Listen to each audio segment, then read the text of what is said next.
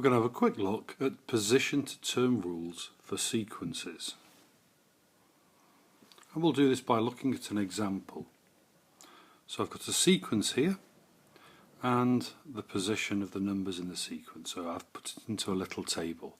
So for example, the first term in my sequence is 7, the second term is 10, the third term is 13, the fourth term is 16, the fifth term is 19.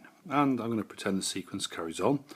And looking at this, I can see that the terms go up by 3, and so the sixth term would be 3 more than 19, which is 22, and so on. Now, a position to term rule is a very useful piece of algebra that would let me, for example, find out what the 60th term would be, or the 100th term, without writing down all the terms in between. And we start off by looking at the difference between the terms, which indeed in this case is 3. So the terms go up by 3. And then what we say to ourselves is, well, the only mathematical structure we know that goes up by 3 each time is the 3 times table. So this sequence must have a connection with the 3 times table. So we can start off, and algebraically we say the 3 times table is called 3n. I'm now carefully going to write underneath each of the terms given the 3 times table. So that will go 3, 6, 9, 12, 15. And the final thing I need to find is what I called in class the shift, because our sequence started with 7 and not with 3. So what's the shift?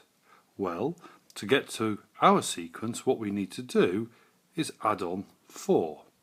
And we can check if that works in each case. For the first one, 3 plus 4 is 7, and for the second one, 6 plus 4 is 10, 9 plus 4 is 13 for the third one, and so on.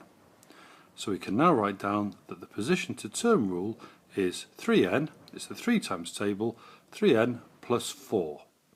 And we could use that position to term rule to find out the value of any term in our sequence. So for example, the 100th term in our sequence would be when n, which stands for the position, would be 100. 3 times 100 is 300, plus 4, 304. So I now know that the 100th term in my sequence would be 304 without having to write down all of the terms in between. Because essentially what we can say is that each number is 4 more than the 3 times table.